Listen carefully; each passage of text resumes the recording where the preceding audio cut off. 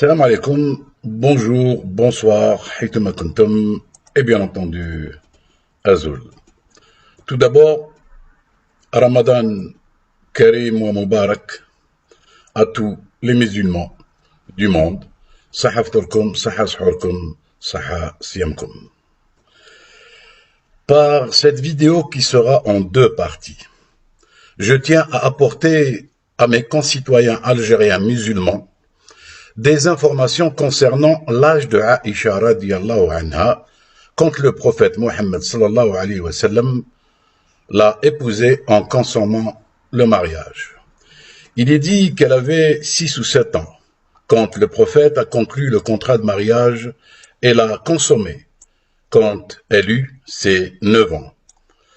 Partant de ces données, beaucoup d'athées algériens résidant à l'étranger utilisent cet argument, qui est leur fer de lance, pour combattre l'islam, comme ils disent, et traiter par conséquent le prophète de pédophile.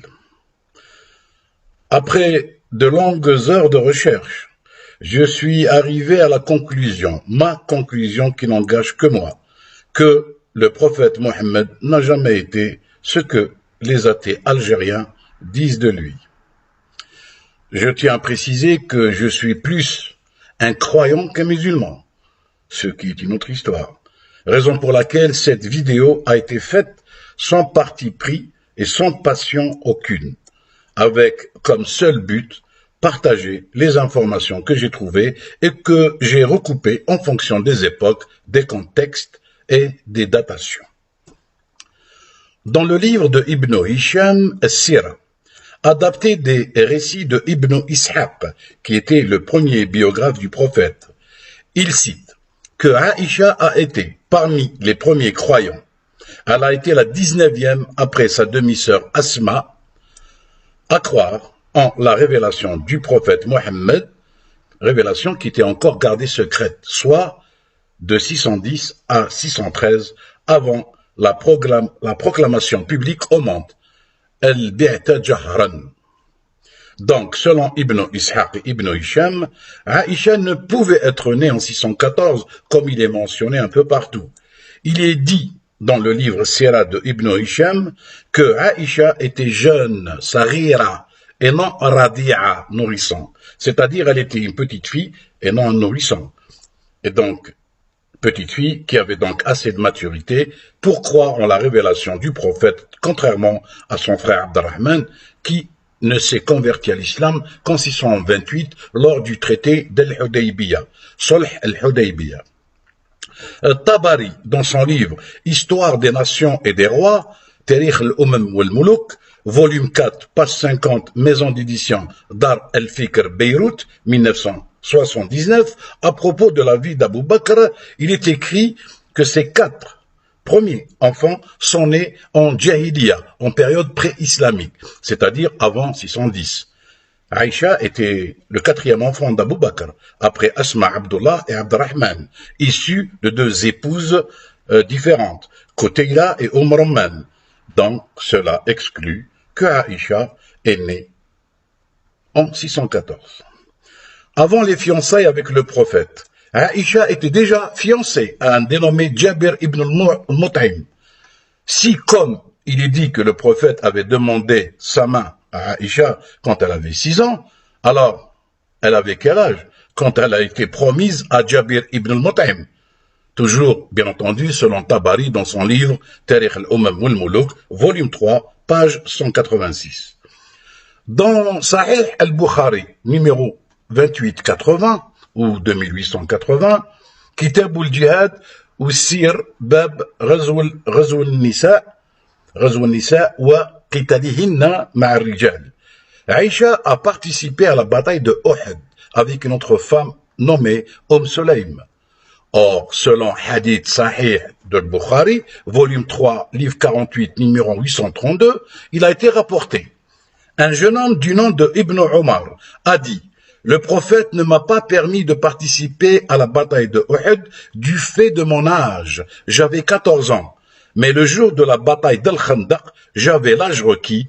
Le prophète m'a permis d'y participer. » donc Aïcha en 625, année de la bataille de Uhud. En y participant, Aïcha avait au moins et au bas mot 15 ans. Selon Dahabi et Ibn Kathir, la différence d'âge entre Asma et Aïcha était de 10 ans et quelques, entendre par quelques après les années, quelques mois. Sachant que Asma naquit en 595 et décéda en 695. Donc en 623, année de la consommation du prétendu mariage, Asma avait 28 ans et par conséquent, Aïcha devait avoir entre 17 ou 18 ans. Source, Ad-Dahabi, Sir Alam al-Nubala, chapitre Asma bint Abu Bakr, volume 2, page 289, maison d'édition, Mu'assasatur Risala, Beyrouth, 1992. Quant à Ibn Kathir, El-Bidaya wa Nihaya, volume 8, page 371, maison d'édition, Dar al-Fikr al-Arabi, année 1933. Celui qui a rapporté la plupart des hadiths sur Aïcha était Hisham ibn Arwa, qui a vécu 71 ans à Médine, puis s'est installé à Bagdad en 751, soit un an après l'instauration de l'ère abbasside par le calife Abu al-Abbas Abdallah dit As-Safah, le sanguinaire.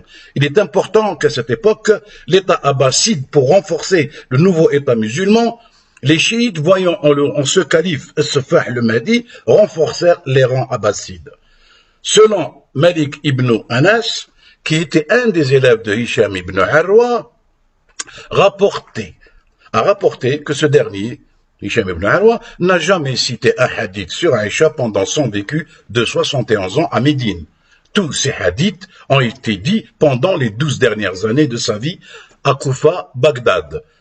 Sachant que beaucoup s'accordaient qu'à cet âge-là, Hisham ibn Arwa, il avait perdu beaucoup de ses capacités intellectuelles en vivant dans un milieu chiite toléré pour des raisons politico-militaires.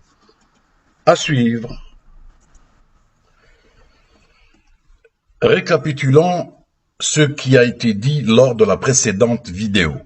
Voir les sources dans la précédente vidéo. Ibn Hisham, dans sa Sira al-Nabawiya tirée des récits de Ibn Ishaq, il est écrit que Aïcha radiallahu anha a été la 19e personne après sa demi-sœur Asma à croire en la révélation reçue par le prophète quand cette révélation était encore secrète, c'est-à-dire entre 610 et 613. Il est précisé que pendant cette période, Aïcha était Sarira et non Radia, petite fille et non nourrisson. Ce qui implique qu'entre 610 et 613, Aïcha avait un jeune âge qui lui conférait une relative maturité. Cette hypothèse est confortée par Tabari dans son livre Histoire des nations et des rois, Tarikh al-Umam wal-Muluk. Il est écrit que les 4 premiers enfants de Abu Bakr radiallahu anhu étaient nés en Jahiliya, en période pré-islamique. Or, Aïcha était le 4e enfant d'Abu Bakr.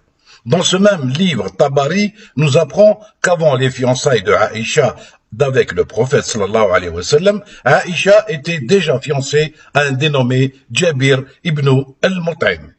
Al-Bukhari mentionna que Aïcha avait participé à la bataille de Uhud avec Sulaym. Et, toujours selon ce même Bukhari, un dénommé Ibn Omar s'est vu refuser sa participation à la bataille de Uhud par le prophète, car le jeune homme n'avait pas l'âge requis, en l'occurrence qui était de 15 ans. Selon Dahabi et Ibn Kathir, Asma, la demi-sœur de Aïcha, avait 10 ans et quelques mois de plus qu'elle, sachant que Asma a naquit en 595, cela implique que Aïcha, en 623, année de la consommation du mariage par le prophète, avait aux alentours de 17 ans. J'ai fini la précédente vidéo par Hisham ibn Arwa, qui était le principal, sinon le plus important rapporteur des hadiths sur Aïcha. Hisham ibn Arwa a vécu à Médine jusqu'à l'âge de 71 ans. Pardon. Puis il s'installa à Bagdad en 751 où il a vécu ses 12 dernières années. Il est étrange que personne à Médine, où Hisham ibn Arwa a vécu les 71 premières années de sa vie, il est étrange qu'il n'ait raconté l'événement malgré le fait que parmi les érudits de Médine se trouvait son élève, le très respectable et bien respecté, le très respectable et bien respecté, l'illustre Malik ibn Anas, fondateur du Coran sunnite malikite. Les sources de la transmission des récits sur cet événement sont les gens de l'Irak, où Hisham ibn Urwa s'était installé au tard de sa vie après avoir vécu à Médine pour la plupart de sa longue vie.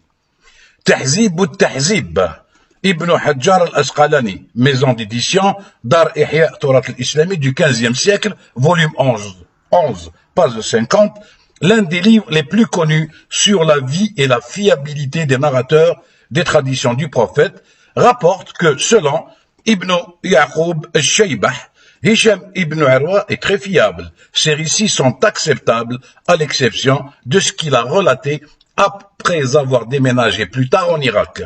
Il précise en outre que Malik ibn Anas fit l'objection sur les récits de Hisham ibn Urwa qui ont été rapportés par des gens en Irak. Ibn Yaqub Shaybah dit, en ces mots, « On m'a dit que Malik s'est opposé à ces récits de Hisham ibn Urwa qui ont été signalés par les gens de l'Irak. » Ta'zib ou Ta'zib, Ibn al-Hajjar al-Asqalani, Dar Ihya al-Turat al-Islami, volume 11, page 50. Mizan al-I'tidal, un autre livre sur la vie des chroniqueurs et des narrateurs des traditions du prophète, rapporte, quand il devint vieux, la mémoire de Hisham ibn Urwa avait beaucoup souffert. Mizan al-I'tidal, al-Dhahabi, al-Maktabatul Athriya, maison d'édition, Sheikhupura, Pakistan, volume 4, page 301.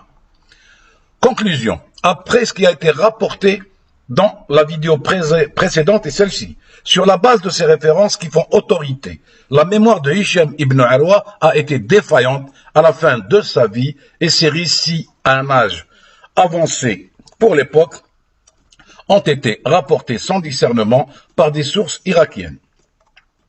Ainsi, son récit, tant sur le mariage de Aïcha que sur l'âge de son mariage, sont d'une fiabilité douteuse et ne peuvent donc constituer une source de garantie sur la biographie du prophète en général et sur l'âge de Aïcha et son mariage en particulier, sachant qu'il n'en a jamais parlé. Il en a jamais parlé quand il était à Médine, et ce, 71 ans durant de sa vie. On ne peut donc codifier ces hadiths que comme des hadiths irakiens. Maintenant, parlons de la réflexion logique et objective. Hadith al-Urjuha, hadith de la balançoire. Dans Sahih al-Bukhari numéro 3894, Aïcha a dit que le jour où on l'embellissait pour son mariage, parmi les personnes présentes, il n'y avait que le prophète qui lui ait fait peur. Lam yur'ihuni illa rasoul. Ce qui est illogique, dans le sens où son père, Abu Bakr, était l'âme intime du prophète, et un des premiers, lui, Asma et Aïcha, entre autres, à croire en son message divin, et qui se rencontraient, Abu Bakr et le prophète, ils se rencontraient tous les jours dans leurs résidences respectives. Alors, comment une gamine peut-elle avoir peur de quelqu'un qui lui a été familier pendant plusieurs années? Les épouses du prophète, en dehors de Aïcha qui était vierge, Bikr, d'où le surnom de son père, père de la Vierge, le véridique, Abu Bakr Siddiq, de son vrai nom, Abdullah ibn Quhafa. Donc, en dehors de Aïcha qui était vierge lors de son mariage avec le prophète Mohammed, toutes les autres épouses du prophète étaient des veuves. De la première, Khadija bint Khuwaylid, 40 ans, âge où elle s'est mariée avec le prophète, à la dernière, en 629, Maïmouna bint al-Harith, qui avait autour de 35 ans quand le prophète l'épousa.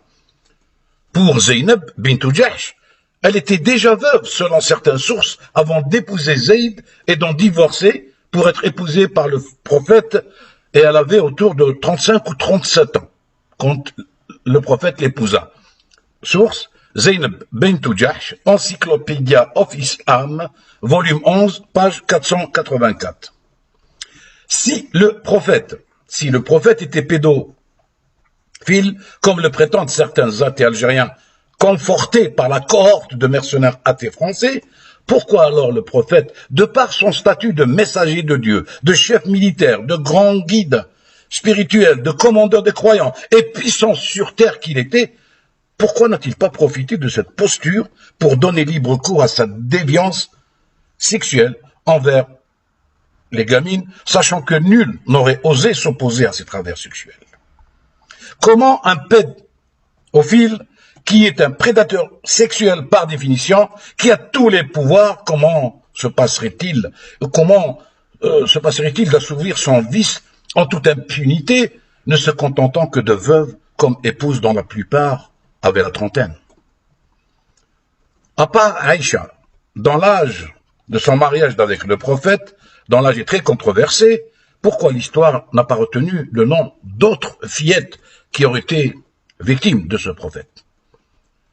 Par exemple, comme ce fut le cas de l'empereur romain Tibère, ou le roi de France, Louis XV, connus devant l'Éternel et reconnus par l'histoire pour leur déviance sexuelle envers les prépubères, au point où ce dernier, Louis XV, lui fit ériger une statue nommée l'Odalisque blonde, représentant une fillette posant nue. Voilà pour aujourd'hui, et avant de vous saluer, je préconise à ceux qui veulent défendre leur religion, et pour la préserver de toute falsification, qu'ils fassent des efforts en cherchant et en étudiant en profondeur ce qui motive leurs convictions. Cela prend du temps, des heures de longues et harassantes heures de recherche, il est vrai, mais c'est à ce prix-là, condition sine qua non, pour qu'une religion s'assainisse de ses hérésies et ce qui la rend archaïque, que les ennemis de cette religion utilisent pour la discréditer. Salam alaikum, bonne journée, bonsoir, et bien entendu, Tanmirt, Saha Siamkum, Saha Aftorkum, Saha Shurkum, on Ramadan Karim Mubarak.